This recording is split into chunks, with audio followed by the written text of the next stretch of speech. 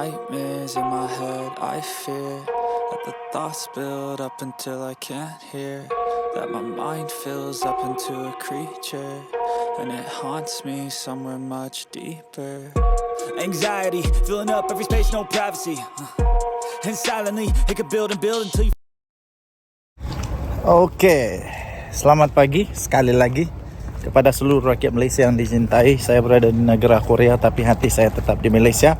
Saya tetap mendoakan negara Malaysia tanah tumpah darahku.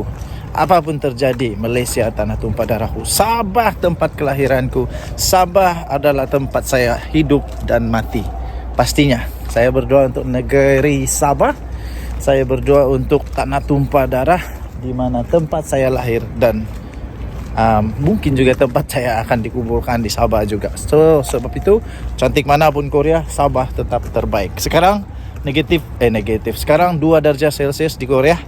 Tidak sudah terlalu sejuk sebab sudah ada matahari. Tapi masih sejuk juga lah. Di tengah pekan pun di Korea, tengah pekan pun ada batas-batas sayuran. Nah, tengah pekan nih. Di tengah pekan mereka tetap tanam sayur. Tetap tanam sayur di tengah pekan yang besar. Bandar bukan pekan. Pun ada sayur ditanam. Fully utilized. Okay, so apa terjadi seterusnya?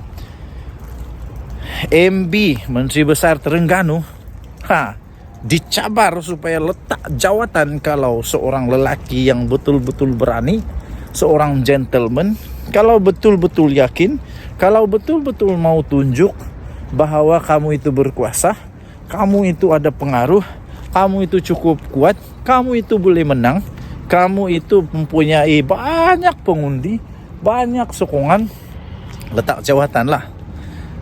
Itu yang telah dilakukan, dicabar oleh Azalina Osman Said. Azalina Osman Said mencabar Menteri Besar Terengganu Ahmad Samsuri supaya letak jawatan daripada jawatannya sebagai Menteri Besar. Kerana menurut Azalina, pencalonan dia sebagai Menteri Besar, sebagai calon untuk PRK yang seterusnya di Terengganu, tidak ikhlas dan tidak berani serta penakut. Kerana apa? Menurut Azalina, dia kata, kalau Ahmad Samsuri berani, letak jawatan lah. Letak jawatan dulu, baru lawan one on one.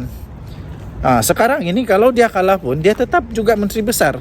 Dia tetap Menteri Besar dan dia masih lagi tetap berkuasa. Dia tetap Menteri Besar, tetap Menteri berkuasa. Tak ada apa-apa jadi kepada dia. Dan tak ada apa-apa jadi kepada PAS di Terengganu. Tapi kalau dia letak jawatan, barulah kita nampak siapa sebenarnya dia. One by one lah, kata Azalina. Jadi saya pun agak setuju dengan apa yang Azalina Osman Said kata. Kalau berani letak jawatan lah, baru one on one. Baru syok. Baru kita tengok siapa yang kuat, siapa yang betul-betul menang. Di belakang saya ada kereta api. Baru lalu kereta api di Korea. Seolah-olah di Korea punya kereta api macam tadi tu, limpas itu, macam kereta api di komuter lah, macam komuter begitu yang limpas tadi tu. Belum saya ada nampak lagi kereta api laju di Korea, tapi yang tadi tu, yang baru lalu itu adalah kereta api macam komuter kalau di Malaysia. So jadi saya pun mau tengok sebenarnya, kalau betul-betul Ahmad Samsuri berani, kalau betul-betul dia mau tunjuk dia ini betul-betul boleh menang atas tiket orang biasa tanpa ada pengaruh. Ini sekarang sudah keluar asap.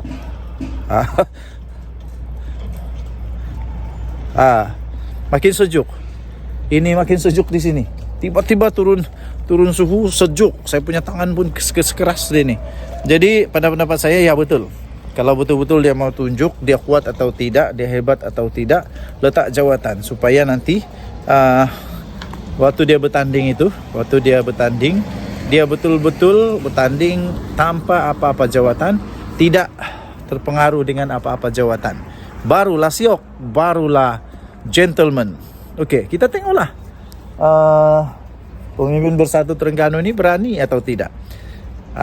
Kalau berani mereka sahut cabaran Azalina Osman Said, barulah padu.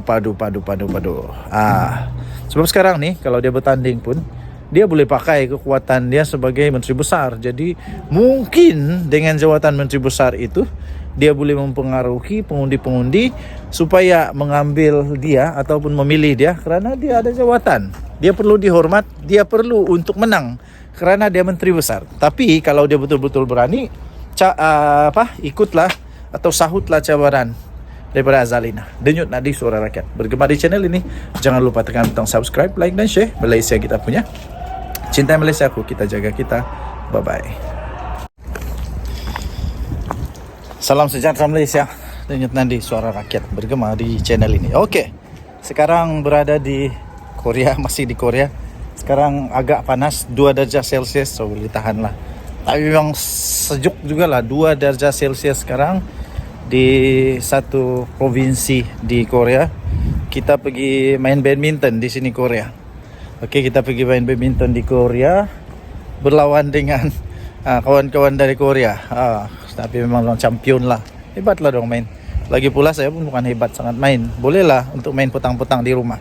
Okey, terbaru SPRM umum akan panggil 4 MP daripada Bersatu yang telah mengumumkan sokongan kepada Perdana Menteri Datuk Seri Anwar Ibrahim. Pertama sekali, di sinilah mereka termakan kata sendiri, yaitu mereka kata apa?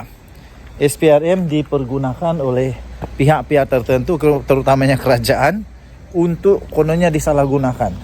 Jadi terdiamlah kali ini, di mana SPRM betul-betul menyiasat kalau ada kes. Di belakang saya pun masih ada salji, tapi semakin cair sekarang. Semua serata tempat ada salji lah. Okey, jadi apapun, SPRM telah menunjukkan sifat profesional mereka, bahawa mereka kalau memang ada kes, mereka tak akan memberikan muka, mereka tak akan diperguna dengan begitu mudah. Sekarang 4 orang ahli parlimen itu akan dipanggil. Masalah besar bagi Bersatu sekarang ialah kenyataan-kenyataan yang mereka telah keluarkan itu telah pun dibuat laporan-laporan polis, termasuklah SPRM. Nanti kalau SPRM telah selesai menyiasat perkara ini dengan profesional mereka, dan ternyata bahawa tidak ada unsur rasuah, apa yang jadi kepada mereka-mereka yang mendakwa kononnya SPRM ini disalahgunakan? Kalau saya SPRM, jangan tunggu lama, kasih saman, alang-alang, supaya mereka sedar mereka berada di negara yang berdaulat, negara yang ada undang-undang, negara yang semuanya masih lagi terkawal dengan undang-undang. Bukan sembarang cakap. Mulut dikaruniakan oleh Tuhan untuk kita buat perkara baik, bukan memfitnah. Apalagi kalau fitnah itu hanya untuk semata-mata supaya boleh menang. Boleh menang pilihan raya kah, boleh menang hati orang kah, hanya untuk dapat berkuasa. Sanggup memfitnah itu teruk lah. Teruk, betul-betul teruk dan berdosa.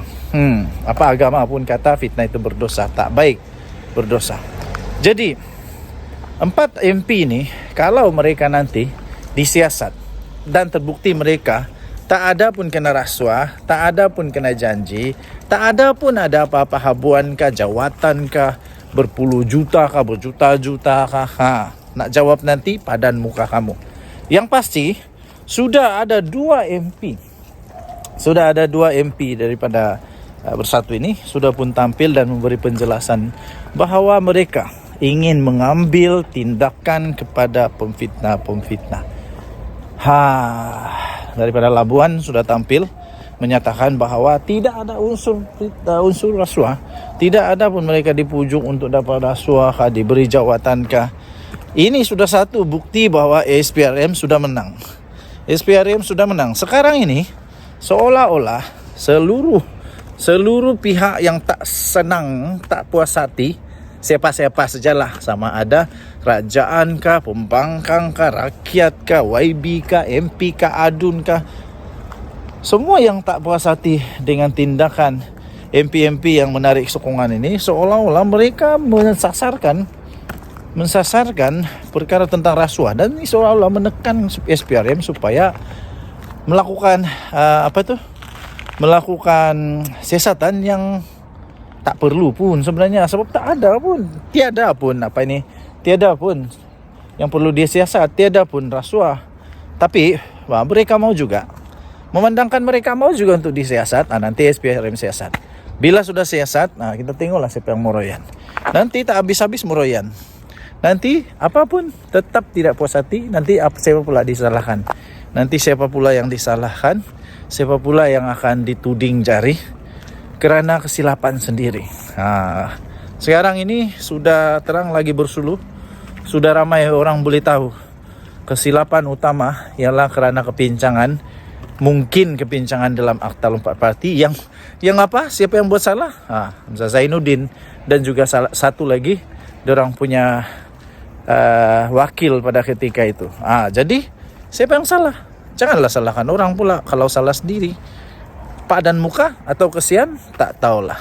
Denyut nadi suara rakyat bergema di channel ini. Kita tunggu apa keputusan 4 orang disiasat oleh SPRM. Jumpa lagi, bye-bye.